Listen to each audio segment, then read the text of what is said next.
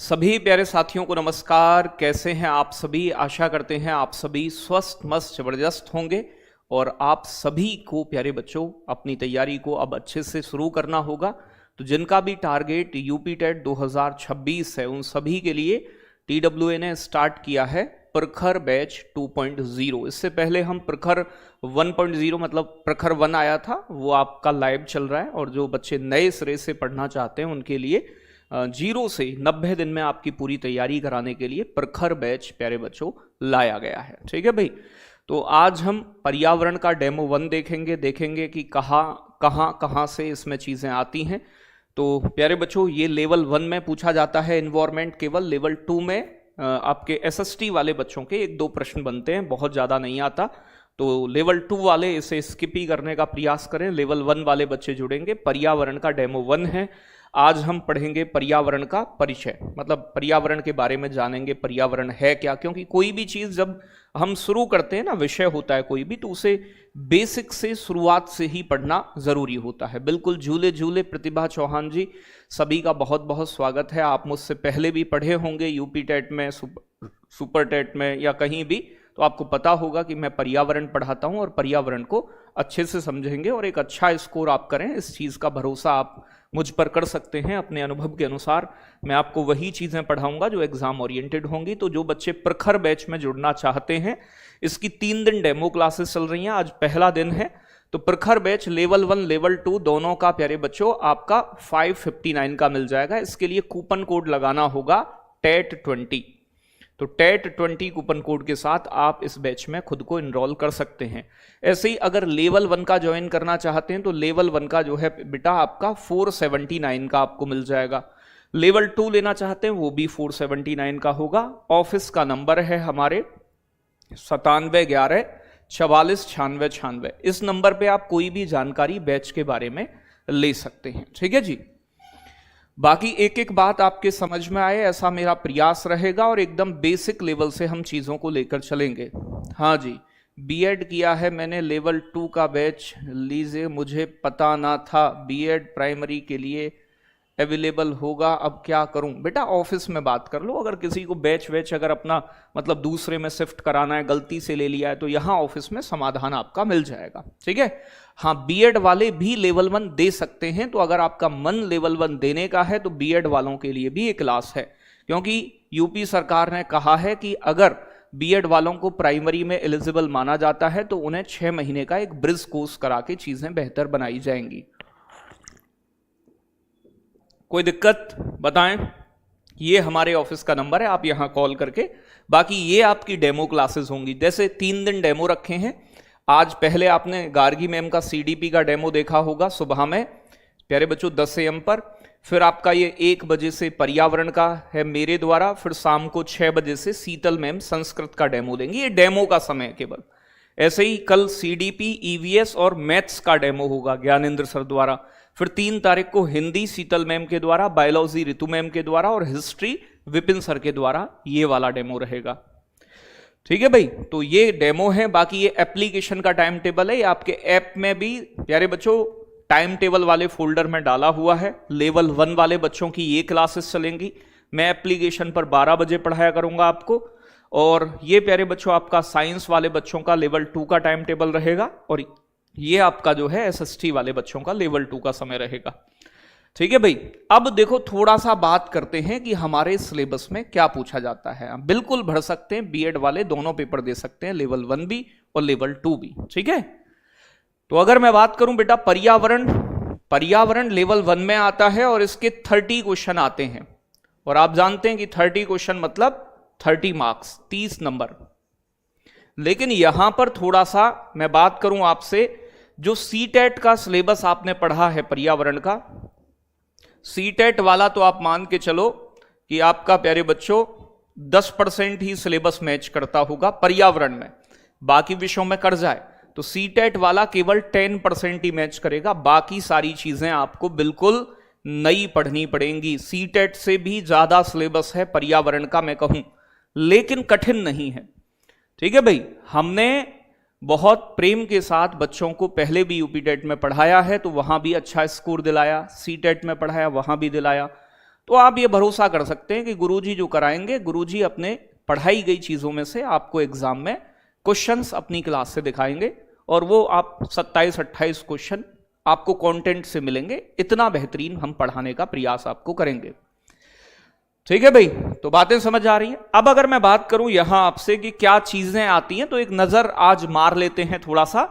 तो देखो, अगर मैं बात करूं 30 क्वेश्चन आते हैं इनमें, सिलेबस में पेडागॉजी भी दिया है, लेकिन 30 क्वेश्चन में से प्यारे बच्चों आप मान के चलो कि 28-29 क्वेश्चन आपके कंटेंट से ही आते हैं। अब तक का यही रेशियो, कभी 1-2 क्वेश्चन गलती से पेडागॉजी पोर्शन का पूछा जाता है। और पेडागॉजी भी बेसिक आपको मैं करा दूंगा हालांकि, लेकिन पेडागॉजी से प्रश्न जो है वो नहीं बनता है। ठीक है बेटा, लेवल 2 में 1-2 क्वेश्चन आता है बेटा, ईवीएस का 2-3 क्वेश्चन आ जाते हैं, बस इससे ज्यादा नहीं आता। तो मैं लेवल 2 वालों को अलग बता दूंगा, लेवल 1 वालों को ही फोकस करना है इधर, कोई दिक्कत यहां तक नहीं होगी। अब देखो कंटेंट जो है हमारा, ठीक है भाई, ये कौन कौन सी चीजें यहां पूछी जाती हैं मैं आपको बता दूंगा। वैसे देखो, एक तो फैमिली चैप्टर आता है, फैमिली परिवार है, विवाह की उम्र क्या है, जॉइंट फैमिली क्या है, न्यूक्लियर फैमिली एकल परिवार क्या है, भोजन क्या है, तो भोजन में भोजन के प्रकार, कार्बोहाइड्रेट, फैट्स, विटामिन, प्रोटीन, इन सभी को जानना, भोजन के कौन से सोर्स हैं, स्वास्थ्य, हेल्थ से और स्वच्छता, सैनिटेशन, हाथ धोना, ये सब चीजें क्यों जरूरी है, गंदगी से कौन से रोग होते हैं, शेल्टर, अलग अलग प्रकार के आवास, ठीक है भाई, पेड़ पौधे और जीव जंतु, अलग अलग प्रकार के प्लांट्स और एनिमल्स के बारे में जानना है, हमारा परिवेश, हमारा इन्वायरमेंट, देखो इन्वायरमेंट ये रहा, इन्वायरमेंट भी पढ़ना है, मेले, हमारे देश में होने वाले मेले, उत्सव, त्योहार, स्थानीय पेशे से जुड़े हुए व्यक्ति और उनसे जुड़े व्यवसाय, जैसे मोची का काम क्या है, दर्जी का काम क्या है, बढ़ई का काम क्या है, कुम्हार का काम क्या है, तो कौन से पेशे और उनकी हमारे जीवन में क्या इंपोर्टेंस है। प्यारे बच्चों, वाटर, पानी के बारे में, जल के बारे में, यातायात और संचार, कम्युनिकेशन के अब बात करते हो ना, आप अपने मित्र से बात करते हो, अपने मित्र से, घर से, पड़ोसियों से, रिश्तेदारों से, तो आप एकदम फोन पे व्हाट्सअप कर देते हो तुरंत। ठीक है, तो व्हाट्सअप है, फेसबुक है, इंस्टाग्राम है, ये आधुनिक मीडियम ऑफ कम्युनिकेशन है। पहले क्या चलता था, पहले बेटा हम प्यारे बच्चों क्या भेजते थे, डाक के माध्यम से पत्र भेजते थे। पहले शादी ब्याह होती थी तो गांव में जो नाई कम्युनिटी के लोग हैं वो न्योता लेकर, या किसी कोई एक्सपायर हो जाता था तो उसके थ्रू सूचना भिजवाते थे। आज हमारे पास नए कम्युनिकेशन के मेथड हैं, ईमेल है, जीमेल है, ये सारी चीजें, यातायात करते हैं हवाई माध्यम से, जल के माध्यम से, किसी भी प्रकार से, तो वो सारी चीजें इसमें पढ़ना होता है। खेल और खेल भावना, खेल क्यों जरूरी है, इंडोर खेल कौन से हैं, आउटडोर कौन से हैं, खेल भावना का उद्देश्य क्या होता है, हार जीत स्वीकार करना, अनुशासन सिखाता है, सहयोग, कॉपरेशन की भावना सीखते हैं, ये सब जानेंगे। देखो भाई, ज्योग्राफी भी पूछी जाएगी तो भारत की नदियां, भारत के पर्वत, भारत के वन, यातायात, महाद्वीप, महासागर, तो इंडियन ज्योग्राफी भी, विश्व के घास के मैदान, सारी चीजें 5-6 क्वेश्चन ज्योग्राफी से बनते हैं। ऐसे ही हमारा प्रदेश यानी कि यूपी जीके की बेसिक चीजें, यूपी की नदियां, यूपी के पर्वत, यूपी के प्यारे बच्चों वन, ठीक है भाई, यातायात यूपी का, यूपी के बारे में, अवर स्टेट, कॉन्स्टिट्यूशन, संविधान, आप ये मान के चलो कि क्या नहीं है, सब कुछ है।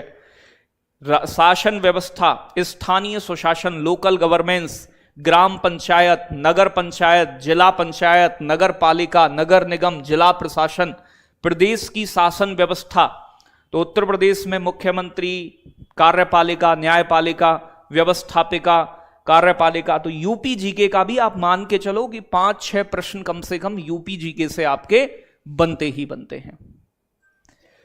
ठीक है भाई, सर जी यह बैच वालों को देख लो, बेटा क्या दिक्कत है बैच वालों, बताएं क्या दिक्कत है। केवीएस इंटरव्यू की क्लास कब से, बेटा इंटरव्यू हम ऑफलाइन कंडक्ट कराएंगे आपको, मॉक इंटरव्यू, उसके लिए भी व्यवस्था कर रहे हैं हम। ठीक है भाई, पर्यावरण की जरूरत क्यों है, उसकी इंपोर्टेंस क्या है, पर्यावरण संरक्षण के क्या तरीके हैं, कौन से कानून बने, पर्यावरण संरक्षण अधिनियम, वन्यजीव संरक्षण अधिनियम, हमारे क्या उत्तरदायित्व हैं समाज के पर्यावरण के प्रति, इसके संरक्षण के लिए कौन सी योजनाएं चलाई गई हैं, ये सब, और ये है पेडागॉजिकल इशू जो कि पेपर में नहीं आता है।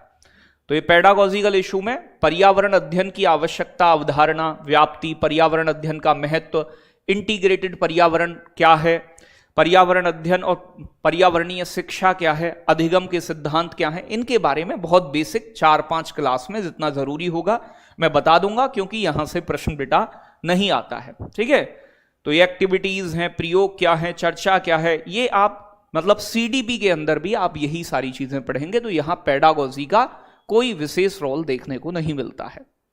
अब आपसे मैं एक बात कहूंगा कि अगर आप बात करने में विलीन रहेंगे तो चीजों को उतना बेहतर समझ नहीं पाएंगे। तो आप सभी से, हाँ, रिकॉर्डेड क्लास जो है ये बैच में डलवा दी जाएगी, 2-3 घंटे में डल जाएगी। ठीक है भाई, बहुत बढ़िया। सर जी 45-59 को एक बार और देख लो। क्या देखना है बेटा? मीरम, क्या दिक्कत हो रही है तुझे, ये तो बता लाली। चलो, अब अगर मैं आपको सरल भाषा में एक स्ट्रक्चर में बता दूं यहां, तो देखो क्या क्या चीजें हमें पढ़नी होंगी। जहां से आप कहोगे गुरुजी यहां से शुरू करना है, देखो मुझे किसी भी चीज में कोई दिक्कत नहीं है। पूरे पर्यावरण जो यूपी टेट में आता है, हम एक सिरे से लेकर अंत तक चलेंगे। तो देखो भैया जी, आपको पर्यावरण तो पढ़ना ही है, सरल भाषा में बता दूं। पर्यावरण से अलग आपको ज्योग्राफी यानी कि भूगोल पढ़ना होगा। भूगोल के भी ऐसा नहीं है कि सभी टॉपिक पढ़ने हैं, लिमिटेड टॉपिक हैं। ठीक है भाई, तो भूगोल यानी कि ज्योग्राफी आपको पढ़ना पड़ेगा। यूपी जीके, उत्तर प्रदेश के बारे में जीके जाननी पड़ेगी। 5-6 क्वेश्चन आते हैं उत्तर प्रदेश जीके के भी, इतने मान के चलो आप। ऐसे ही संविधान के 4-5 क्वेश्चन बनते हैं, तो संविधान आपको पढ़ना होगा। ठीक है भाई, भूगोल आपको पढ़ना होगा, संविधान आपको पढ़ना होगा। ठीक है जी। सर इससे अलग क्या? इससे अलग थोड़ा सा विज्ञान के बारे में, प्लांट्स वगैरह जो आते हैं, ये विज्ञान, बायोलॉजी। तो इसमें जीव विज्ञान वाला सेक्शन जो है, प्रोटीन, विटामिन, कार्बोहाइड्रेट, भोजन, सूक्ष्म जीव, माइक्रो ऑर्गेनिज्म, शैवाल का काम क्या है, प्रोटोजोआ का काम क्या है, ये सारी चीजें।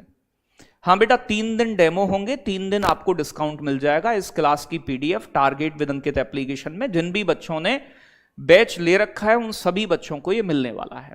ठीक है भाई, तो मैं आपके जो भी डाउट्स होंगे लास्ट में ले लूंगा, अभी आप पढ़ने पर ध्यान दें। तो देखो, पर्यावरण, भूगोल, यूपीजी के, संविधान और जीव विज्ञान, इनके कुछ स्पेसिफिक टॉपिक हैं जिनसे लगातार प्रश्न बनते हैं।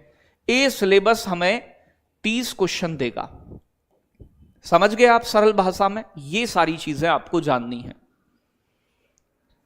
ठीक है भाई, बहुत बढ़िया। बेटा प्रखर बैच 1 में 3 तारीख से लगातार यही क्लास चलेगी, यहीं से पर्यावरण 1 में भी चलेगा, 2 में भी चलेगा। हाँ जी, चलो, तो बातें यहां तक क्लियर हैं। अब देखो यहां ध्यान से समझो आप। बेटा बैच की वैलिडिटी 1 साल की रहेगी आपकी, 3 साल की नहीं रहेगी। अब 470 रुपए में भी आप चाहते हो कि 2 साल की वैलिडिटी हो, तो आप समझ सकते हैं ना कि एक मिनिमम प्राइस ही हम रखते हैं, उसके अनुसार ही। और पहली बार में पंचवर्षीय योजना थोड़ी ना बनाना है, पहली बार में ही आपको पास करना है।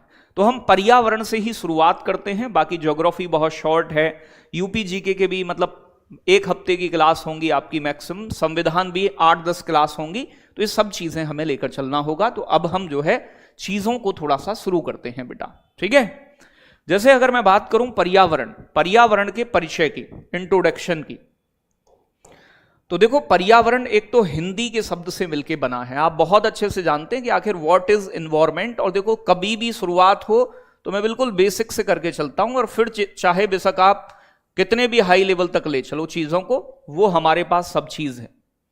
तो जितना एग्जाम के लिए सफिशिएंट होगा।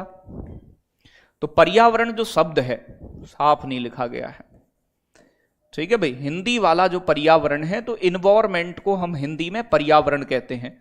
पर्यावरण शब्द जो है वो 2 शब्दों से मिलके बना है। एक तो होता है बेटा परि। परि का मतलब आप जानते हैं, परि का मतलब होता है चारों ओर से। ठीक है भाई, तो एक तो शब्द आता है परि। एक धन आवरण, परिधन आवरण। तो बहुत तेजी नहीं दिखानी है कि पहली क्लास में एकदम गुरुजी आर्यभट्ट बना दो, सब चीजें होंगी धीरे धीरे। परि का मतलब होता है बेटा चारों ओर, सराउंडिंग।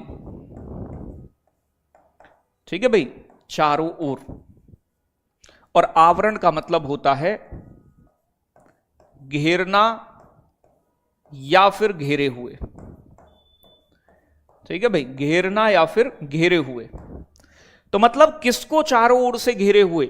देखो भाई, हमारे पर्यावरण में दो तरीके की चीजें मिलती हैं, या तो मिलती हैं बेटा बायोटिक या मिलती हैं अबायोटिक। ठीक है भाई, बायोटिक को कहा जाता है जैविक, और एक चीजें होती हैं अबायोटिक। तो जितनी भी चीजें वो दो तरीके की होंगी। अबायोटिक को बोलते हैं अजैविक। बायोटिक मतलब जैविक का मतलब होता है सजीव, लिविंग ऑर्गेनिज्म, और अबायोटिक का मतलब होता है निर्जीव। ठीक है भाई, कैसी चीजें? निर्जीव चीजें। तो हमारे पर्यावरण में कोई भी चीज या तो सजीव है या निर्जीव है, दो ही तरीके की चीजें, तीसरे तरीके की नहीं मिलेगी। अब जैसे फॉर एग्जाम्पल मैं पूछूं, स्नेहा गुड़िया हमारी सजीव है या निर्जीव है? तो सजीव की विशेषता है कि सजीवों के अंदर वृद्धि और विकास होता है। ये इत्तू सी थी स्नेहा, आज इतनी बड़ी हो गई, तो वृद्धि विकास हुआ। पहले इसे 5 का टेबल नहीं आता था, ये आज 19 का टेबल भी नहीं जानती है, तो विकास हुआ तो है लेकिन 19 वाला टेबल नहीं सुना पाएगी। ठीक है भाई, तो कहने का मतलब यह है कि बेटा जिसमें वृद्धि विकास हो वो सजीव है। अब जैसे मीरम है, मीरम निर्जीव है सजीव है? तो सजीव है बिल्कुल। बेटा जितनी भी चीजें वृद्धि विकास नहीं करती हैं, स्टाइलर है, पेन है, ये बोर्ड है, पंखा है, कूलर है, ये सब निर्जीव है। ठीक है भाई, तो हमारा पर्यावरण दो प्रकार के कंपोनेंट बोलते हैं बेटा, घटक से मिलके बना है। लटक मत पटक दूंगी, मतलब घटक, एक बायोटिक और एक अबायोटिक। अब देखो, मेरे कहने का मतलब यह है कि हमारे चारों ओर का, मान लो ये फॉर एग्जाम्पल हमारी गुड़िया है। देखो चित्र बेटा थोड़ा सा ऊपर नीचे हो सकता है, लेकिन समझ में पूरा आएगा।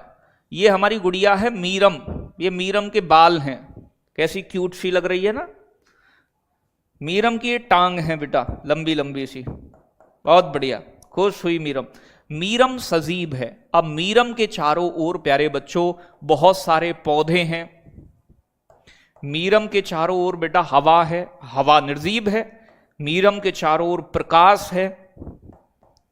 ठीक है भाई, प्रकाश, सूर्य का प्रकाश, तापमान, गर्मी, मिट्टी, आलू, गाजर, मूली, कुछ भी है बेटा। अब एक बात बताओ, मीरम सजीव है, इसके चारों ओर के वातावरण में, ठीक है भाई, जो भी चीजें अवेलेबल हैं, चाहे वो पेड़ पौधा जीव जंतु कुछ भी है, सजीव हो निर्जीव हो, जो मीरम को प्रभावित करते हैं वो सब पर्यावरण के हिस्से हैं। मतलब किसी भी सजीव के चारों ओर की वो सभी चीजें, चाहे वो सजीव है निर्जीव, जो उसे घेरती हैं और उसे प्रभावित करती हैं। तो चारों ओर का वह आवरण जो हमें घेरे हुए है और प्रभावित करता है उसे पर्यावरण कहते हैं। तो मैं शॉर्ट में लिख दूं, चारों ओर का आवरण जो हमें घेरे हुए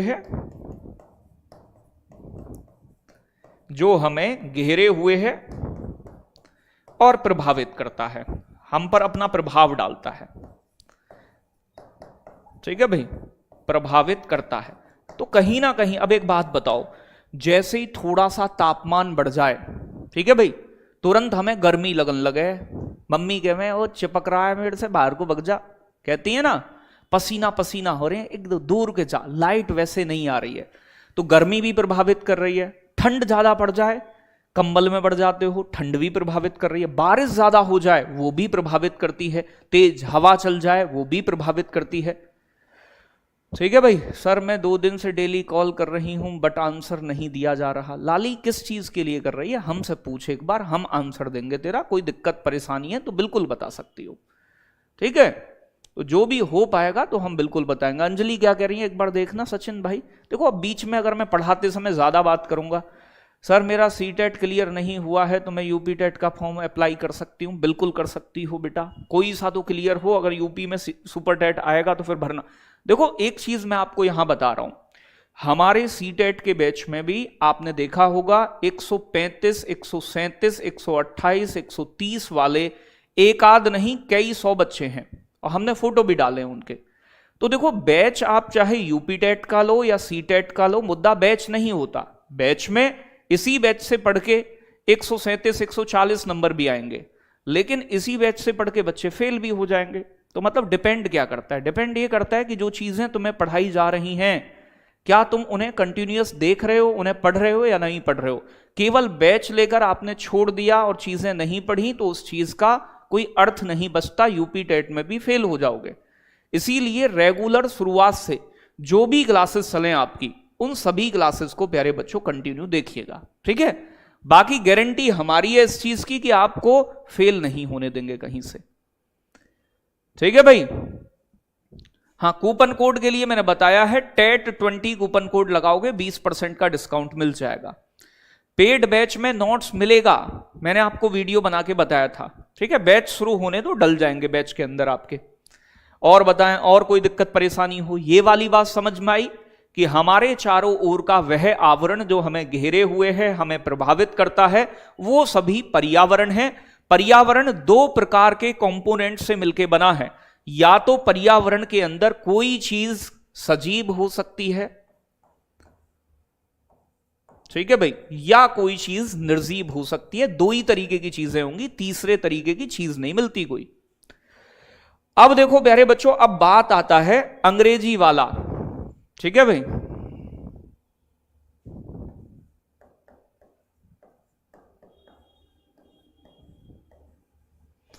देखो यहां कई बार आपसे पूछा जाता है, तो जो अंग्रेजी का वर्ड है, इंग्लिश का वर्ड है इन्वायरमेंट। इन्वायरमेंट शब्द की जो उत्पत्ति हुई है, ओरिजिन हुआ है, इन्वायरमेंट शब्द की उत्पत्ति जो होती है अंग्रेजी वाले की, वो फ्रेंच भाषा के शब्द से हुई है। किस लैंग्वेज की? और ये पेपर में कई बार अलग अलग एग्जाम में पूछा गया है, इन्वायरमेंट शब्द जो है ये किस भाषा के? तो फ्रेंच भाषा के शब्द से बना है।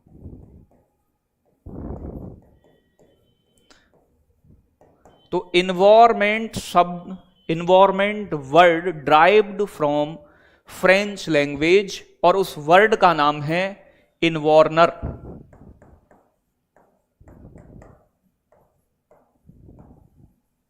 ठीक है भाई, किस शब्द से बना है बेटा? इन्वार्नर शब्द से बना है, ठीक है जी। किस शब्द से बना है? इन्वार्नर। तो इन्वार्नर शब्द, इन्वार्नर शब्द की जो मीनिंग होती है, अर्थ होता है, वो होता है आस पड़ोस। तो इस शब्द की मीनिंग क्या होती है? आस पड़ोस। और वहां भी तो हम परिधन आवरण में यही पढ़ के आ रहे हैं, आस पड़ोस का माहौल। तो हमारे आस पड़ोस का मतलब हमारे सराउंडिंग की वो सभी चीजें जो हमें प्रभावित करती हैं, ठीक है भाई। तो बातें देखो, कॉपी पेस्ट मत करो, मैंने ऑफिस का भी नंबर दिया है, इसीलिए पेशेंस रखो, या लास्ट के थोड़ा सा समय का इंतजार करो, मैं लास्ट में आपको बताऊंगा। तो बेटा इन्वायरमेंट अंग्रेजी वाला जो शब्द है वो किस भाषा के शब्द से बना है? फ्रेंच भाषा के शब्द से बना है। और ये शब्द है प्यारे बच्चों इन्वार्नर, जिससे बना है। इन्वार्नर का मतलब ही होता है आस पड़ोस, मतलब हमारे आस पड़ोस की वो सभी चीजें। अब आस पड़ोस में कैसी चीजें आएंगी? सजीव और निर्जीव। हाँ जी शैलेंद्र जी, अभी तुम रेहपटा खाओगे एक आध। तुमने 699 का पेमेंट करा, हमने तुम्हें 20 बार बताई कूपन कोड अप्लाई करना। अब यहां ऐसा नहीं होता है कि 150 में काट के वापस कर दूं, ठीक है ना। Just like not a offline दुकान। ये मेरी बात समझ रहे हैं? तो बार बार आप एक ही कमेंट को कॉपी पेस्ट करोगे, कोई अर्थ बनता है उस बात का? और तुम्हें खुद ध्यान रखना चाहिए इस चीज का जब हम बार बार बता रहे हैं। लेकिन एक ही चीज कॉपी पेस्ट, यार पेशेंस थोड़ा सा, दोस्त पेशेंस, उसमें कुछ नहीं हो सकता। आप जानबूझकर पूरा पेमेंट कर रहे हैं तो वो पूरा ही कटेगा। आपको कूपन कोड लगाना है तो आपको कूपन कोड लगाना आना चाहिए दोस्त, ये बात समझो, और कॉपी पेस्ट मत करो। अब यहां पहले 150 रुपए का हिसाब दूं मैं ऐसा कि तूने एक्स्ट्रा क्यों कर दिए? हद है यार, थोड़ा सा समझा करो खुद भी। अब इधर समझ लो, तो पर्यावरण वही चीज यहां लिखी हुई है कि अगर मैं बात करूं, इन्वायरमेंट शब्द की उत्पत्ति फ्रेंच भाषा के शब्द इन्वार्नर से हुई है, जिसका अर्थ होता है घेरना, चारों ओर का एरिया, टू सराउंड, आस पड़ोस की चीजें। तो the word environment derived from French word इन्वार्नर, जिसका मतलब है टू सराउंड, आसपास की चीजें जो हमें घेरे हुए हैं और हमें प्रभावित करती हैं, इन्हें ही कहा जाता है। बातें समझ आ गई? यहां तक कोई दिक्कत हो तो बताएं, फिर हम थोड़ा सा आगे चलते हैं। तो बेसिकली जर्नल डेफिनेशन क्या बनती है पर्यावरण की? जनरल डेफिनेशन बनती है कि हमारे आसपास की, यानी कि कोई भी जीवित या निर्जीव वस्तु जो हमारे चारों ओर मौजूद है, चाहे वो सजीव है या निर्जीव है, वो पर्यावरण है हमारा। उन सभी भौतिक, रासायनिक, जैविक कारकों की कुल इकाई है जो किसी जीव या आबादी को प्रभावित करते हैं। अब देखो रासायनिक कारक कैसे होते हैं, केमिकल हमारे सामने, हम जैविक कारक, जैविक मतलब सजीव है, हमारे आसपास के बहुत सारी ऐसी चीजें हैं जो केमिकल्स हैं, केमिकल रिएक्शन होती रहती हैं। हमारे शरीर में भी डाइजेशन होता है, एक केमिकल रिएक्शन है, और डाइजेशन होना बंद हो जाए दिक्कत हो जाएगी, लूज वूज मोशन लग जाएंगे। क्यों दीपक? ठीक है, तो हमारी बॉडी के अंदर भी बहुत सारी रिएक्शन चलती हैं। पर्यावरण में खनिजों का निर्माण, मिट्टी का निर्माण, इन सभी चीजों का केमिकल रिएक्शन से ही होता है। ठीक है भाई, तो बातें क्लियर हुई? बिल्कुल क्लियर हुई होंगी, कोई दिक्कत यहां तक नहीं होगी। अब मैंने आपको बताया कि पर्यावरण के जो घटक होते हैं वो मेजरली दो टाइप के होते हैं घटक। हालांकि देखो ये ना, आगे तुम और भी चीजों में बांट सकते हैं। तो पर्यावरण जो मिलकर बना हुआ है वो दो प्रकार के घटकों से मिलकर बना है मेनली। एक होते हैं बायोटिक, बायोटिक को कहा जाता है सजीव। सजीव में वो सब चीजें आती हैं जिनमें वृद्धि और विकास हो, क्या हो? Growth and development. तो जिनके अंदर वृद्धि व विकास होता है, ठीक है भाई, तो वृद्धि और विकास हो, वो सब सजीव हैं, जैसे पौधे हैं, जीव जंतु हैं। और अबायोटिक में वो सारी चीजें आती हैं जो निर्जीव हैं, जिनमें जान नहीं है, ना वृद्धि होता है ना विकास होता है, नॉन लिविंग थिंग्स। तो इन्वायरमेंट जो है प्यारे बच्चों, एक तो बना हुआ है अजैविक चीजें, अजैविक मतलब अबायोटिक, इन्हें भौतिक घटक भी कहते हैं। इसमें सभी प्रकार की निर्जीव वस्तुएं शामिल हैं जो जीवन को आधार देती हैं, जीवन जीने के लिए। अब एक छोटी सी बात समझो आप, हम पृथ्वी पर रहते हैं, लेकिन आप कहोगे गुरुजी मैं तो निर्जीव चीज का उपयोग नहीं करती हूं या करता हूं। तो भाई मान लेते हैं ये हमारी गुड़िया है मीरम। बेटा मीरम गुस्सा मत होना, आज जो तेरी देख मैं बहुत बड़ी सी नाक बनाऊंगा। हमारी गुड़िया की नाक ही मुंह पे आती है, बड़ी वाली नाक है। हमारी गुड़िया अपनी नाक से ऑक्सीजन सोख लेती है, लेकिन ऑक्सीजन एक गैस है, गैस है तो निर्जीव है। और मीरम इसे बेटा कन्वर्ट कर देती है CO2 में। मीरम बेटा सवेरी सवेरी 5 लीटर पानी पी जाती है। अब अगर मीरम 5 लीटर पानी पी रही है तो ये H2O है, पानी। पानी निर्जीव है, सजीव नहीं है या नहीं? तो अगर मान लो बेटा ऑक्सीजन को क्या कहते हैं? ऑक्सीजन को कहते हैं प्राणवायु। प्राणवायु मतलब आप जानते हो जब बुढ़ापा आता है या बीमार होते हो, जब व्यक्ति को हॉस्पिटल में वेंटिलेटर पर रखा जाता है, ऑक्सीजन का मास्क लगा दिया जाता है, ऐसे ऑक्सीजन नहीं जाएगी शरीर में, जीवन दुखद हो जाएगा। ऑक्सीजन के भी पैसे, ऑक्सीजन हवा में बहुत सारी है, आप जानते हैं। गर्म पानी पीती हूं मैं जानता हूं बेटा तू गर्म पानी की पीती है, इसीलिए तो मैंने 5 लीटर गर्म पानी लिखा है तेरे नाम का। तो बातें समझ आ रही हैं? तो ये वाला मामला है बेटा, प्राणवायु। ऐसे पानी है, पानी क्या है? पानी निर्जीव है। वृद्धि विकास थोड़ी ना कि पानी के अपने बच्चे पैदा हो गए, पानी छोटा था बड़ा हो गया, नहीं। तो इन सभी चीजों की डिपेंडेंसी है, इनके बिना जीवित नहीं रह सकते। हवा, पानी, तापमान। अब हमें सूर्य का प्रकाश ना मिले तो मर जाएंगे, प्रकाश निर्जीव है लेकिन फिर भी चाहिए। बहुत बढ़िया। तो हमारी मीरम बेटा नाक से पानी नाक से ऑक्सीजन लेती है, और मुंह भी है इसके पास अपना एक बढ़िया सा क्यूट सा, उससे बेटा ये सांस लेती है। मुंह से नाक से दोनों से सांस ले सकती है। हाँ जी, ग्रेजुएशन में 49% है, बीपीएससी टीआरई 4 के लिए एलिजिबल हूँ, नहीं सीटेट पास हूँ। बेटा 49% पे तो शायद नहीं है, बाकी आप एक बार ऑफिस में पता कर लेना। और ये पैसे वैसे आप भेजने की कोशिश ना किया करें। आप अभी इस समय इन द सेंस समझ रहे हैं ना, बेरोजगारी के आलम में है, तो इस समय आप पैसे का बचाव करके अपने लिए मतलब जहां भी है, ठीक है ना, वो नॉर्मल भी पूछोगे तो मैं जवाब दे दूंगा, ठीक है। तो जहां तक मुझे लगता है नहीं है एलिजिबल, बाकी कोई चीज है तो हमारी टीम तुम्हें जरूर जवाब दे देगी अभी। तो अगर मैं बात करूं बेटा इसमें क्या क्या चीजें आती हैं, जमीन क्या है हमारी, हमारी पृथ्वी पर आप जानते हैं प्यारे बच्चों 29% पृथ्वी का एरिया जमीन से घिरा है। लैंड मास है जिसमें हमारे पर्वत आते हैं, पर्वतों में ग्लेशियर हैं, पानी है, पौधे हैं, मैदान है जिसमें खेती होती है, डेजर्ट है, ठीक है भाई। तो ये सारी चीजें प्यारे बच्चों आपकी यानी कि स्थल मंडल, और स्थल मंडल से ही मिट्टी मिलती है हमें जिसमें हम खेती कर पाते हैं, पौधे उग पाते हैं। इसमें पानी शामिल है, हाइड्रोस्फीयर, नदियां, झीलें, महासागर सब निर्जीव है, ठीक है। अंडरग्राउंड वाटर, चाहे वो वायुमंडल में मौजूद जलवाष्प, और पृथ्वी का आप जानते हैं 71% हिस्सा जो है वो पानी से ही घिरा हुआ है। फिर आती है हमारी वायु, एटमॉस्फेयर में तो विभिन्न प्रकार की गैसें मौजूद हैं, और वायु में ही प्यारे बच्चों तापमान मौजूद है, गर्मी, सर्दी, आर्द्रता, नमी जिससे बारिश होती है। तो ये सब चीजें निर्जीव हैं। ऐसे ही प्रकाश, लाइट, सूर्य का प्रकाश, सनलाइट आती है, ये भी क्या है, निर्जीव है, अबायोटिक है, लेकिन हमारे जीवन का आधार है। इन चीजों के बिना जीवन संभव नहीं है।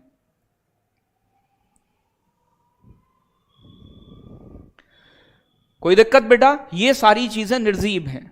अब अगर मैं बात करूं यहां आपसे, फिर आते हैं जैविक घटक, बायोटिक। बायोटिक में सभी जीवित प्राणी शामिल होते हैं, इंक्लूड्स ऑल लिविंग बींग्स। जीवित प्राणी मतलब आपके जिनमें सभी में ग्रोथ एंड डेवलपमेंट हो, यानी कि जिनके अंदर वृद्धि और विकास देखने को मिले।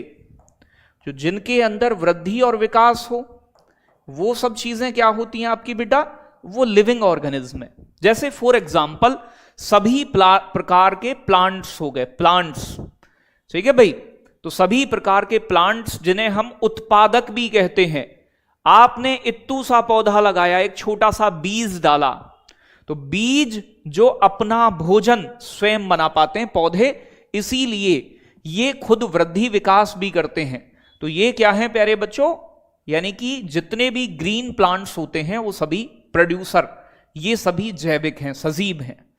प्यारे बच्चों सभी एनिमल्स यानी कुत्ता, बिल्ली, मच्छर, मुर्गी सब बेटा, हालांकि इन्हें उपभोक्ता कहा जाता है क्योंकि ये अपने भोजन के लिए पौधों पर डिपेंड रहते हैं।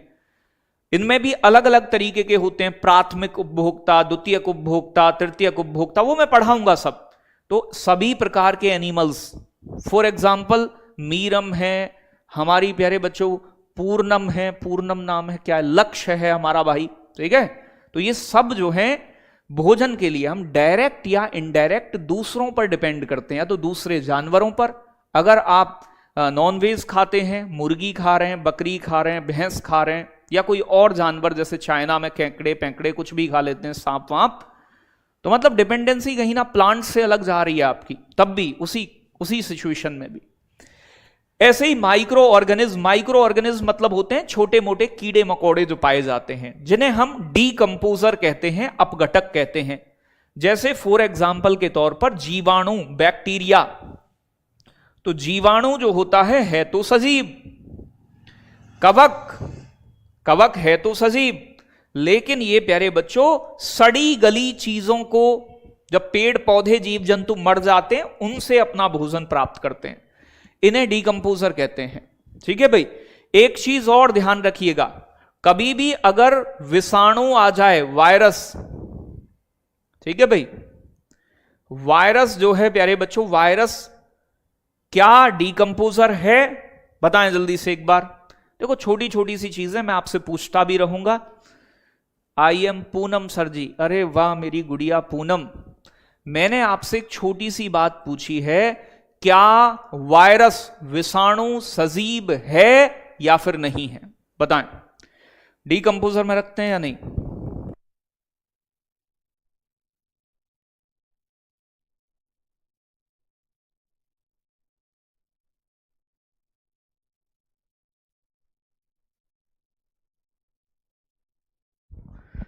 ठीक है भाई।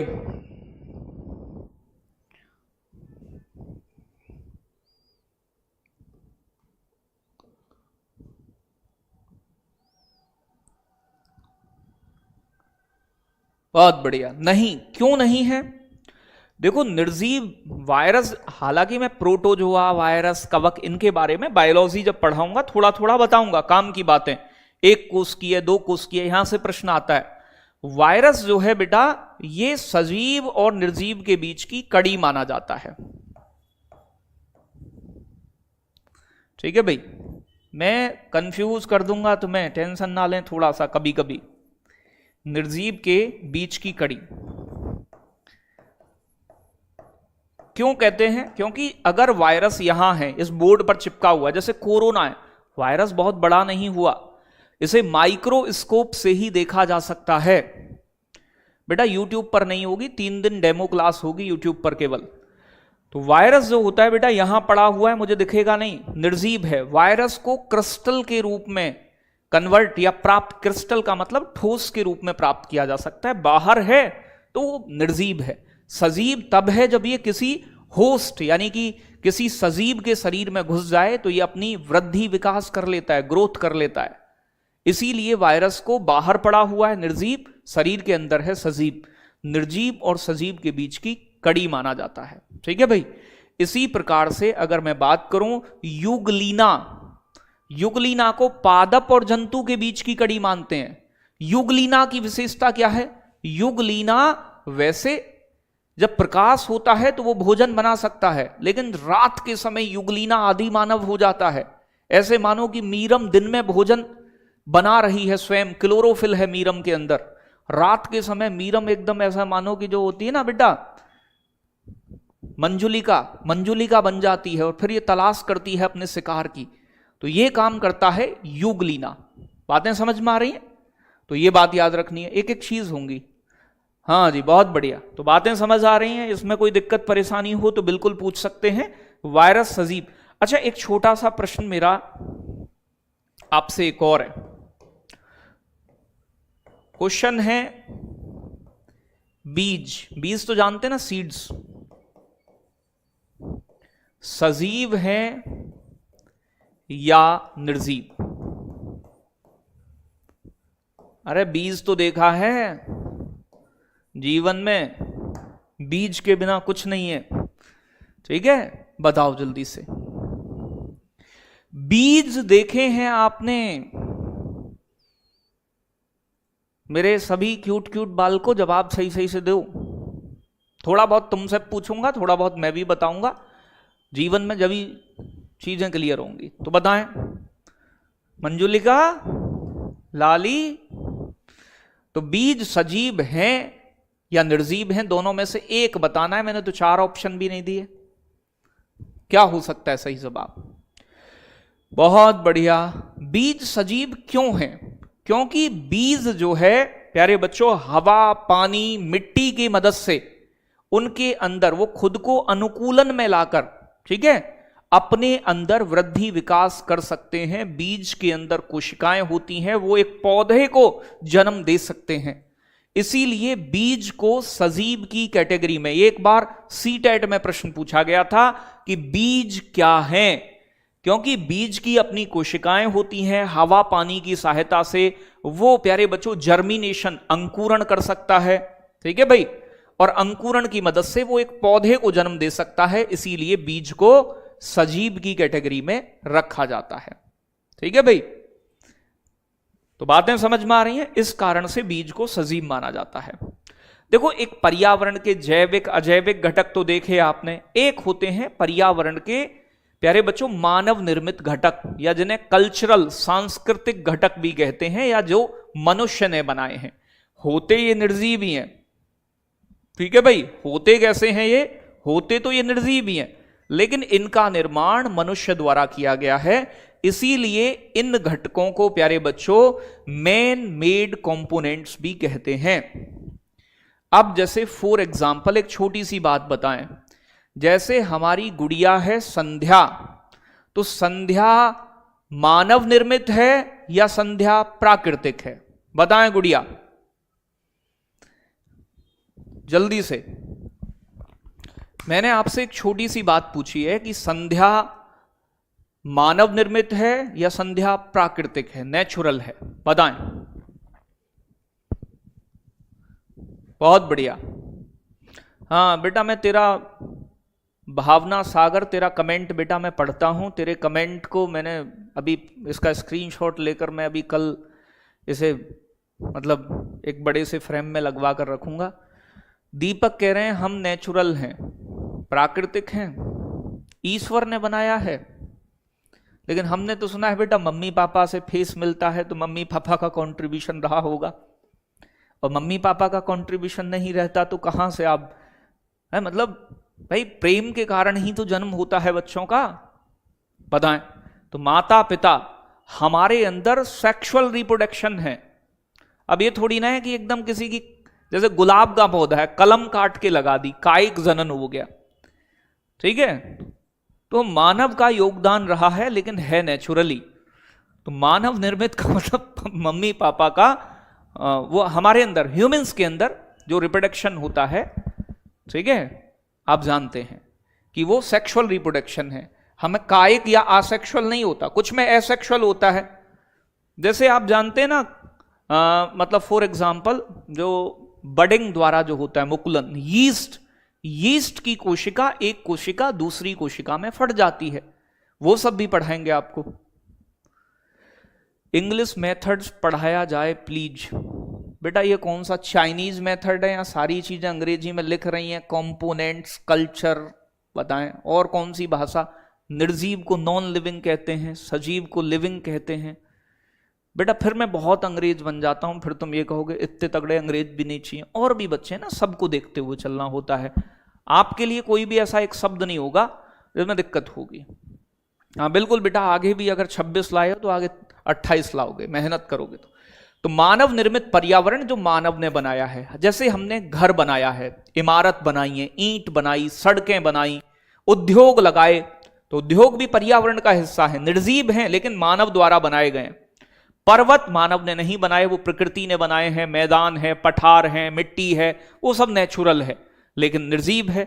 सामाजिक रीति रिवाज, ब्याह होगा, ब्याह से पहले बेटा फोटो शूट होगा, है यूं कि नहीं मैं तो कुल्लू मनाली ही जाऊंगी घूमने, हैं? ये सब चीजें बेटा किसने बनाई हैं? ये रीति रिवाज, त्योहार, ठीक है, जातियां, धर्म, ये सब मानव द्वारा बनाए गए हैं। ठीक है? तो कहने का मतलब यह है सड़कें, उद्योग, इमारतें, धर्म, रिलीजन, अर्थव्यवस्था, ये सब चीजें मनुष्य द्वारा बनाई गई हैं, तो इन्हें मानव निर्मित प्यारे बच्चों कंपोनेंट्स के नाम से, मैन मेड कंपोनेंट्स कहते हैं। ठीक है? बाकी अगर किसी को दिक्कत कहीं लगे तो वो पूछ सकता है, ऐसा कोई बहुत टेक्निकल चीजें इसमें हैं नहीं जिन्हें हमें पढ़ने में कोई दिक्कत महसूस हो। हम एक एक चीज को बहुत प्यार से समझते हुए चलेंगे और आपको समझाएंगे। हाँ ठीक है, इट्स ओके, इट्स ओके मेरे बच्चे। इधर देखो, अब पर्यावरण के क्षेत्र यानी कि प्यारे बच्चों सेगमेंट्स ऑफ एनवायरनमेंट, तो पर्यावरण को हम 4 मुख्य क्षेत्रों में विभाजित करते हैं। आगे चल के और डेप्थ में इन्हें लेकर चलेंगे। तो देखो भैया जी, पर्यावरण ही जीवन का आधार है। आप देखते हो ग्लोबल वार्मिंग पढ़ना, देखो ये केवल पर्यावरण एक विषय नहीं है, पर्यावरण विषय के साथ साथ प्यारे बच्चों हमारे सबसे जरूरी घटकों में से एक है। क्यों है सर ऐसा? अब एक बात बताओ बेटा, दिल्ली गैस चैम्बर बनी हुई है जहां मैं रहता हूं, गाजियाबाद। अभी कल परसों एक रिपोर्ट आई है, गाजियाबाद ने तो दिल्ली को भी पीछे छोड़ दिया है और दुनिया की सबसे प्रदूषित जगह बनी है जहां हम हैं इस समय। तो आप ये बात समझ सकते हैं कि बहुत ज्यादा पॉल्यूशन अगर बढ़ रहा है तो यह हमारे लिए बहुत खतरे की निशानी है। अब अगर मैं बात करूं, देखो जीवन चाहिए तुम्हें, जीवन, लाइफ। अरे जीवन जीने के लिए कुछ तो चाहिए ना, ऐसे तो काम नहीं चलेगा।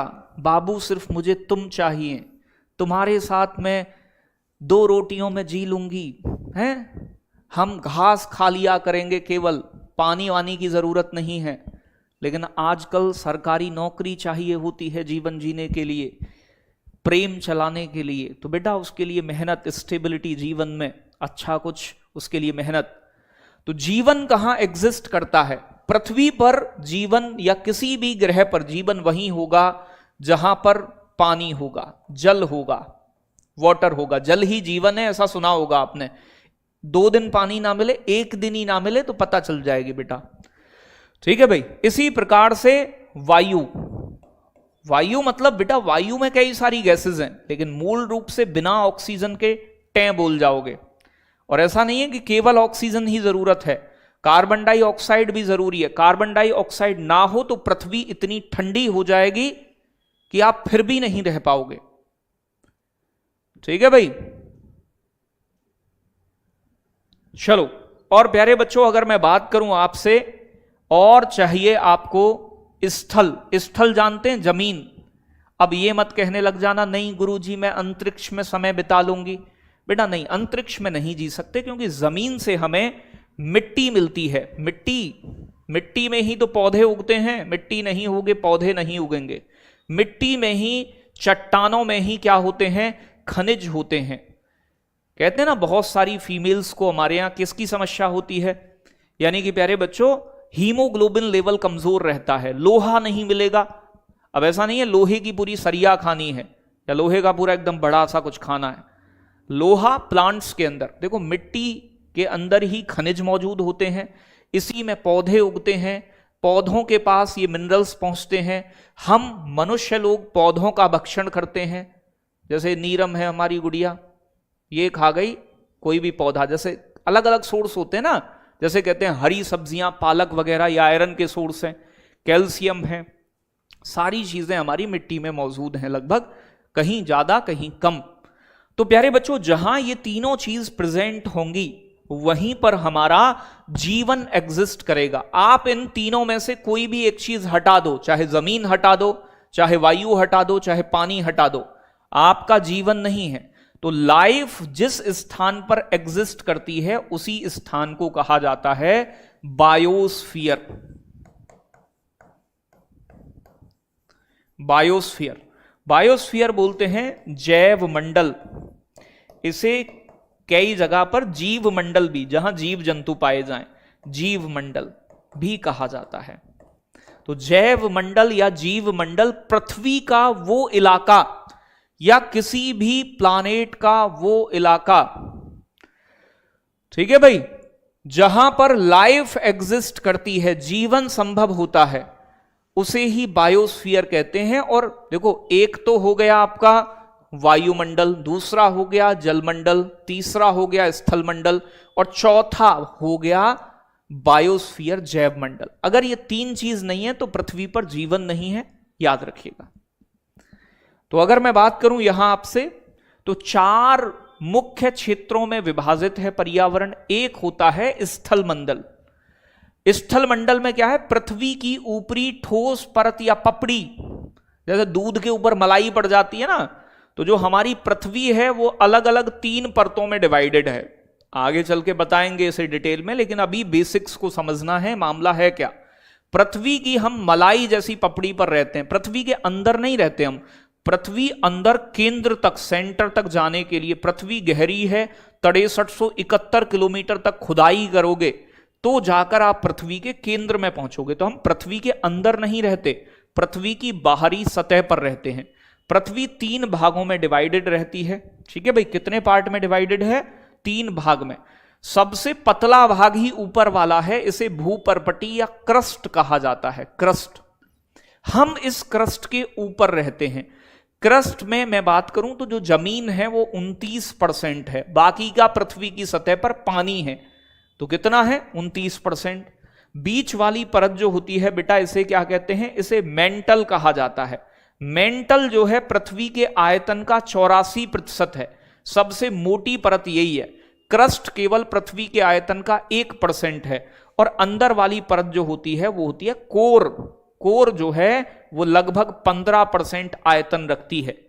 तो मतलब अगर मान लो कि अगर 100 रुपए हैं तो 100 रुपए में से 84 रुपए जो हैं वो मेंटल के पास हैं। ज्यादा मोटी परत जो है वो मेंटल है। हम कहां रहते हैं? बाहर क्रस्ट में। क्रस्ट जो है ठोस चट्टानों से बनी है। इसमें चट्टान मिलती हैं, खनिज मिलते हैं और इसी से मिट्टी का निर्माण होता है। तो हम जब देखते हैं ना तो मिट्टी की ऊपरी परत जिसमें पेड़ पौधे उगते हैं तो यहीं से मिलते हैं। हाँ जी भाई, बेटा नोट्स देखो, क्लास वाली पीडीएफ तो मिलेगी, इससे अलग हमने ई बुक प्रिपेयर कराई है, वो नोट्स भी आपको मिलेंगे, ठीक है, जो ई बुक वाले हैं। तो अलग से कहीं किताब विताब लेने की आपको कैसी रिक्वायरमेंट नहीं होगी, वो सारी चीजें हम कराते हुए चलेंगे, ठीक है भाई। अब देखो इसका मतलब स्थल मंडल की क्या जरूरत है हमारे जीवन में। ये कृषि करने, खेती करने के काम आती है। खेती करने के लिए जमीन यहीं से मिलती है। रहने के लिए आप घर भी कहां बनाते हो? स्थल मंडल में। यहीं से विभिन्न प्रकार के मिनरल्स प्राप्त होते हैं, खनिज, लोहा, सोना, चांदी, बाबू, जादू टोना, सब कुछ आप जानते हैं ना। आप डायमंड रिंग की डिमांड करते हैं तो डायमंड भी कहां से आएगा? पृथ्वी की क्रस्ट में ही मौजूद है। आप कहते हैं मुझे तो 2 तोला चाहिए पूरा एकदम सोने की चैन तभी मानूंगी, तो बेटा 2 तोला सोना भी इधर से ही आएगा, ठीक है भाई, आएगा या नहीं? बेटा देना चाहिए, देखो ये डिसाइड आप ही करोगे दीपा, आपका मन है देने का दे सकती हो। कल को अगर प्राइमरी में शामिल हुआ बीएड, फिर जरूरत पड़ेगी तो उसके लिए काम आ सकता है। तो अगर लगता है तुम्हें देना चाहिए तो आप दे सकते हैं। सीटेट लेवल 2 पास है, इधर आप लेवल 1 का दे लो। सुपर टेट में अगर शामिल करें तो अच्छी चीज है। तो ऐसा कोई बहुत विशेष ये भी चीज नहीं है कि बहुत विशिष्ट ही खर्चा होना है, इसमें कोई विशेष खर्चा नहीं, आप पढ़ के कर सकते हैं। तो कैसी बात है बेटा, कहां से आएगा सब? सोना चांदी ये सब यहीं से आएगा। प्यारे बच्चों, फिर पृथ्वी का परपटी के ऊपर ही जो बाहर वाली लेयर है पृथ्वी की, क्रस्ट जिसे बोलते हैं, इसी के ऊपर बेटा पानी भी मौजूद है। और पृथ्वी की सतह का 71% हिस्सा बेटा किससे ढका हुआ है? यानी कि पानी से ढका हुआ है। जी सर, पानी आप जानते हैं जल ही जीवन है, पानी बहुत जरूरी है, ठीक है जी। तो पानी से 71% एरिया ढका हुआ है।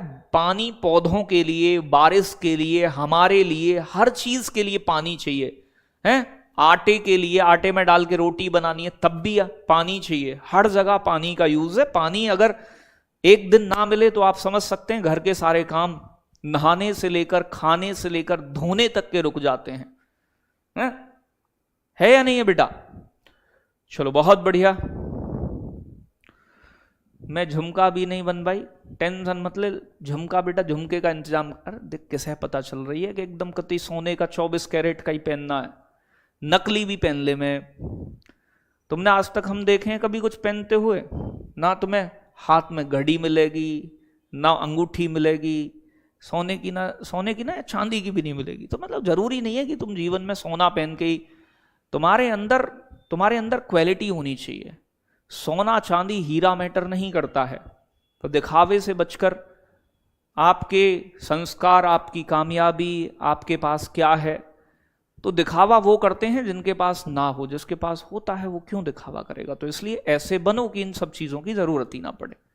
हैं कहते हैं ना, संस्कार ही गहने होते हैं, और मीरम तेरे अंदर तो संस्कार कूट कूट के भरे हैं। तो तुझे दिक्कत लेने की जरूरत ही क्या है? रोना आ जाएगा तो जला ली, संस्कारी बच्ची मेरी, इधर देख ले। बहुत बढ़िया। तो प्यारे बच्चों, जल मंडल जो है ये पृथ्वी पर जल के सभी स्रोत, मतलब वाटर महासागरों में मिलता है, जमीन के अंदर मिलता है।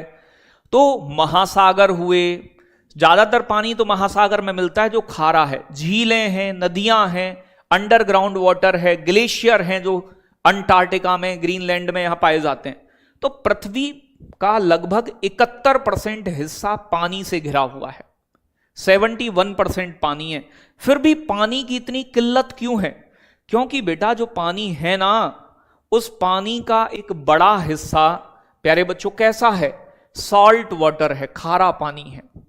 अगर आप देखोगे ना, कोई भी चीज अपने आप में 100% होती है। जो 71% पानी है पृथ्वी की सतह पर, ये अपने आप में जो जल है वो अपने आप में 100% है।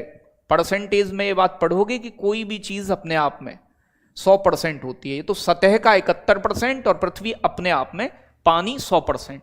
100% में से 97.3% पानी बेटा ऐसा होता है जो साल्ट वाटर है, लवणीय जल है। कैसा है बेटा? लवणीय। लवणीय का मतलब इसमें लवण मौजूद है, साल्ट वाटर, स्लाइन वाटर जिसे बोलते हैं आप। और पानी के अंदर ये जो लवणीय जल पाया जाता है ये हमारे महासागर में मौजूद है। तो जितना भी महासागर का पानी, अब आप कहोगे सर जी महासागर में कहां से आते हैं लवण? तो बेटा महासागर के अंदर चट्टानों से ही लवण घुल घुल कर यहां पहुंचे हैं और जमा होते रहे लंबे समय तक। सबसे ज्यादा जो लवण मौजूद होता है महासागर में वो NaCl होता है। NaCl जो नमक है आप खाते हो ना घर में, इसे ही सोडियम क्लोराइड कहते हैं। क्या कहा जाता है मेरे बच्चों? Sodium chloride. तो सबसे ज्यादा लवण कौन सा मौजूद होता है महासागर के जल में? Sodium chloride. बाकी का 2.7% पानी ऐसा है जो प्यारे बच्चों आपका फ्रेश वाटर है। Fresh water. फ्रेश कैसा सर? मीठा पानी है, मीठा। अब इस मीठे पानी की अगर मैं अवेलेबिलिटी की बात करें कि उपलब्धता कितनी है, अब ये टोटल पानी जो मीठा है वो पीने योग्य हमारे लिए, पीने के लिए उपस्थित नहीं है। इस टोटल पानी का प्यारे बच्चों 30% हमारे ड्रिंकिंग के लिए पीने योग्य है, जो पीने के लिए अवेलेबल है। ठीक है जी। और इस 2.7% का बाकी का बचा हुआ 70% पानी ऐसा है जो हमारी पहुंच से दूर है, जो हमारे ग्लेशियर के रूप में पर्वतों में या फिर अंटार्कटिका, ग्रीनलैंड में पाया जाता है। अब बेटा 2 लोटा पानी लेने के लिए या घर के यूज के लिए आप गंगोत्री ग्लेशियर से तो पानी लाओगे नहीं, तो ये कहां मिलता है? पर्वतों में बर्फ के रूप में जमा है या फिर ग्रीनलैंड, अंटार्कटिका जैसे महाद्वीपों में जमा है। ठीक है भाई, जो मीठा पानी है तो बड़ा हिस्सा इसका। बाकी ये जो नदियां हैं, झील हैं, जमीन के अंदर पानी है, वो इस 2.7 का भी 30% है। देखो, क्या लवणीय पानी को पिया नहीं जा सकता? पिया जा सकता है, लेकिन उसे रिफाइन करने की जरूरत है, डायरेक्ट नहीं पी सकते। झूले झूले बेटा, सालू आ गई तो लाली।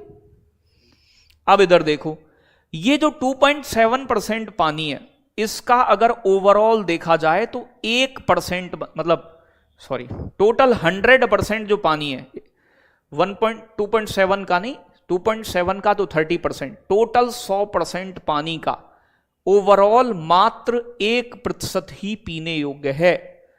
तो अगर प्रश्न ये पूछे कि पृथ्वी पर मौजूद कुल पानी का कितने प्रतिशत पीने योग्य पानी है? 1%। और ये पूछे कि पृथ्वी के फ्रेश वाटर का लगभग कितना % बताएंगे? तो 30% बताएंगे। दोनों बातें अलग हैं। बहुत बढ़िया। कोई दिक्कत इस बात में हो तो बताएं, नहीं हो तो कोई दिक्कत नहीं है, समझ में बातें आ रही होंगी। घबराने की बिल्कुल जरूरत नहीं है, एक एक चीज बहुत प्यार से आपको समझ आएगी, कहीं भी कोई डाउट नहीं लगेगा। पर्यावरण में पता ही नहीं चलेगा कि कहीं पर्यावरण कठिन भी है। बात करते हुए प्रेम में आप धीरे धीरे अपना स्कोर इंक्रीज करने लगोगे और जीवन में आनंद की अनुभूति होने लगेगी, लेकिन थोड़ा समय लगेगा। ठीक है, अब बात करते हैं आगे वायुमंडल।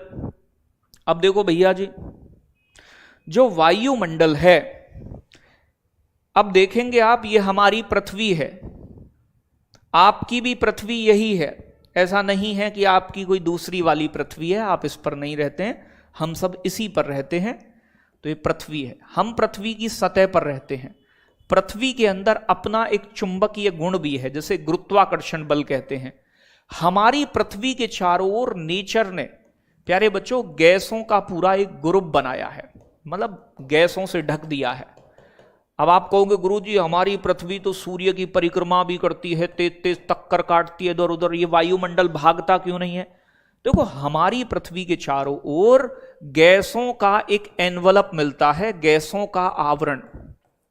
तो गैसों का आवरण, गैसों के आवरण को ही वायुमंडल कहते हैं। इसमें विभिन्न प्रकार की गैसें हैं, ठीक है भाई। इसमें अलग अलग गैसें हैं, जैसे नाइट्रोजन है, 78% मिलती है नाइट्रोजन सबसे ज्यादा प्यारे बच्चों। फिर इसके बाद में आपका ऑक्सीजन मिलती है O2 लगभग 21%।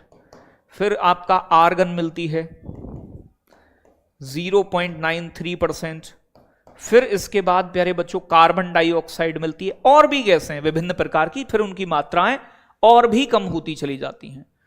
तो 0.03% मिलती है ये विभिन्न गैसें मिलकर वायुमंडल बनाती हैं। तो वायुमंडल क्या है? एटमॉस्फेयर है। हाँ बेटा, इंग्लिश की क्लास भी लाइव होगी, क्यों नहीं होगी इंग्लिश की क्लास भी, ठीक है, एप्लीकेशन पर होगी। सभी के डेमो करा पाना पॉसिबल नहीं था, बाकी इंग्लिश वाले सर ने आपको पढ़ाया, कहोगे तो लगवा देंगे इंग्लिश का भी, ठीक है। इंग्लिश भी होगी लाइव एप्लीकेशन पे, मैं वो बता दूंगा। अब देखो, ये वायुमंडल जो गैसें हैं, पृथ्वी अपने अक्ष पर भी रोटेट करती है, आपने सुना होगा, जैसे दिन रात होते हैं।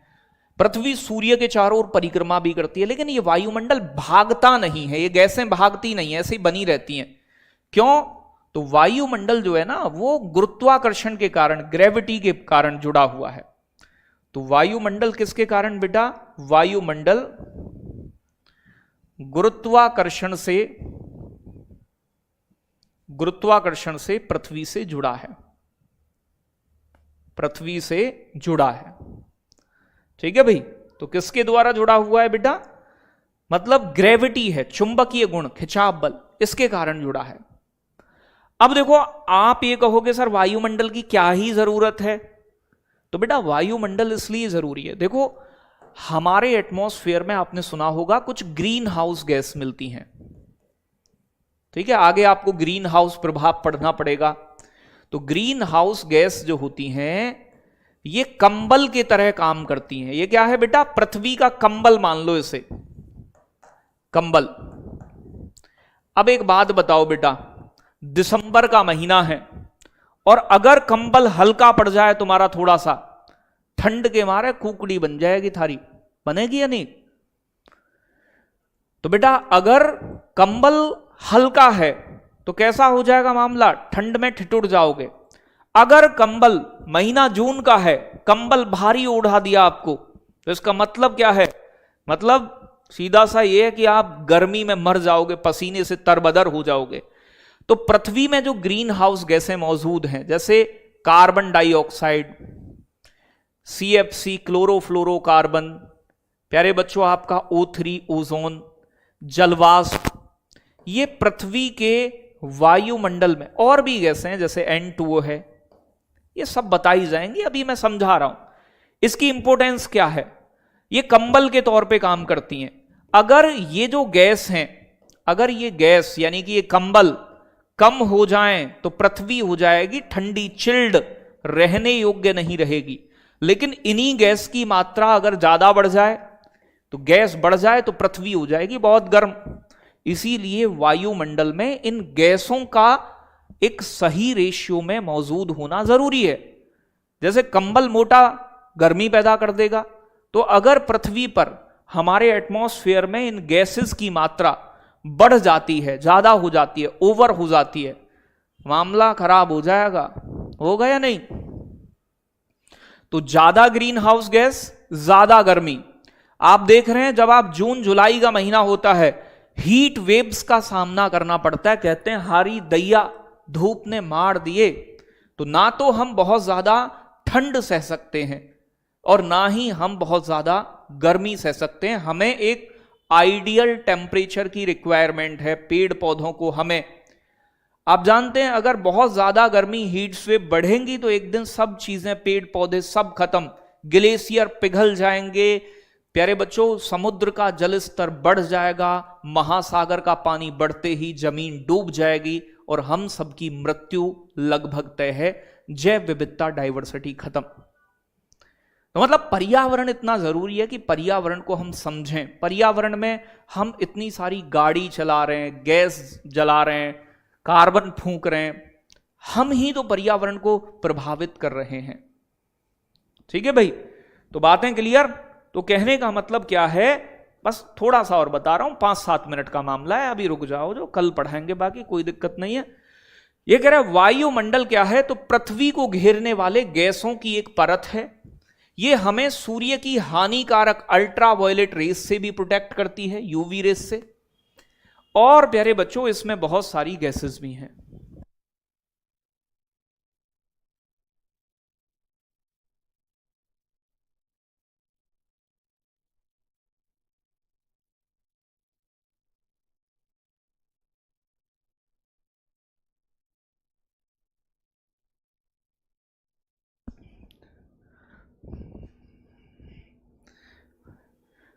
और तुम्हें बच्चों एक और चीज बताऊं, अभी तक तो मुझे मिला था कल 137 वाली बच्ची जो सीटेट में टीडब्ल्यूए से पढ़ के पास हुई है, ठीक है, वो गवर्नमेंट टीचर थी पहले से, मतलब जो 2010 से पहले लगे हैं।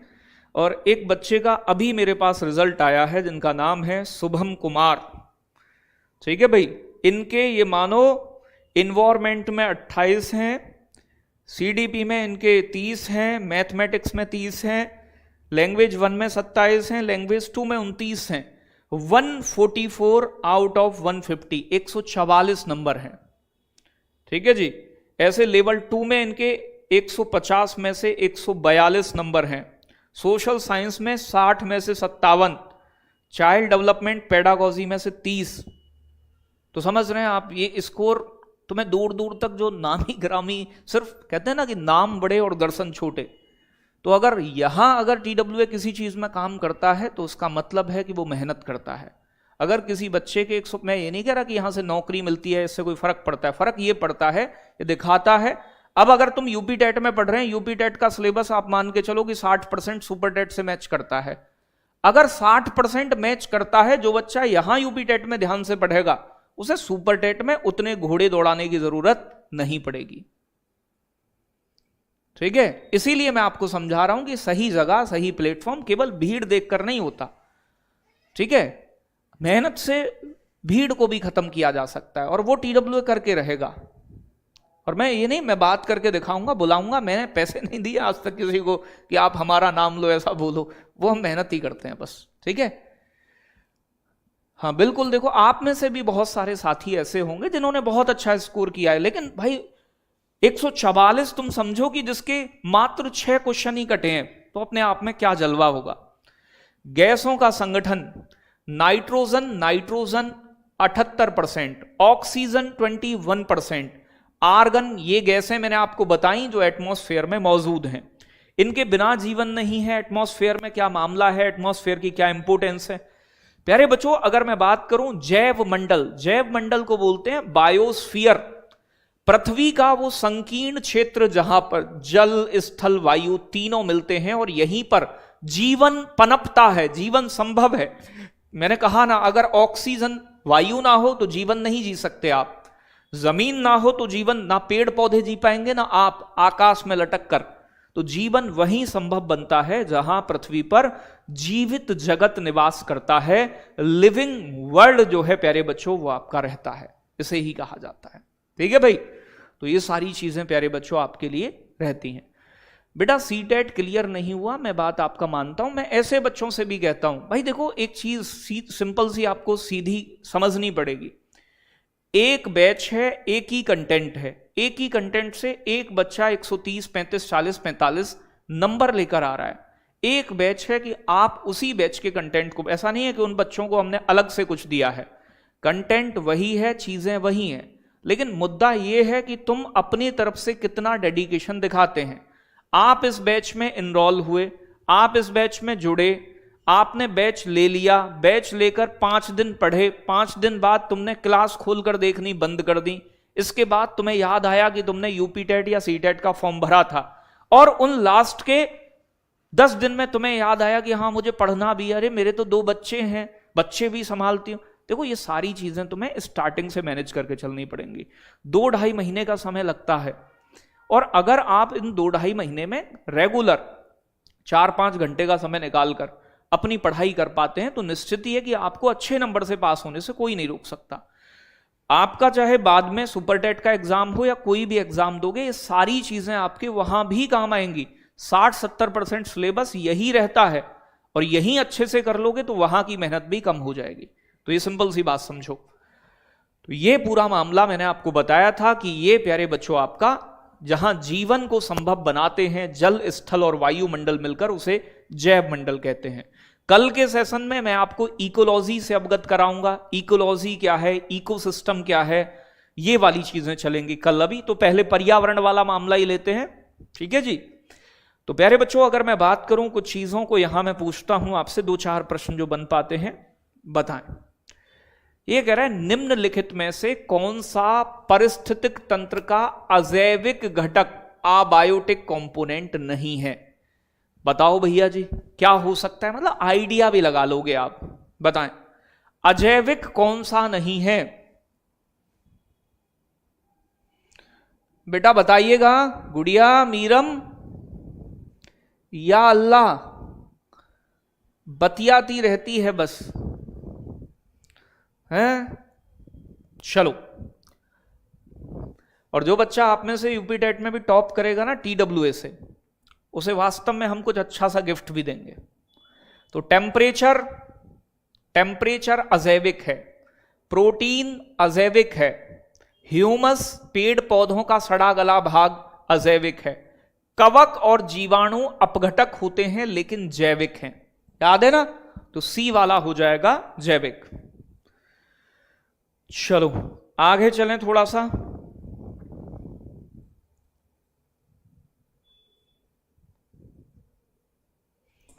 ठीक है भाई, अभी उतने ज्यादा क्वेश्चन नहीं बन पाएंगे क्योंकि अभी उतनी ज्यादा चीजें हुई नहीं है। आज तो इंट्रोडक्शन ही था, सिलेबस बताने और बाकी चीजों में समय जाता है। इन्वायरमेंट शब्द की उत्पत्ति किस भाषा के शब्द से हुई है? तो इन्वायरमेंट शब्द जो बना है वो बना है इन्वॉर्नर से। ठीक है भाई, इन्वॉर्नर से। और इन्वॉर्नर जो है बेटा ये फ्रेंच लैंग्वेज का वर्ड है, ऑप्शन होगा सी इज राइट आंसर, जिसका मतलब होता है सराउंडिंग, आस पड़ोस।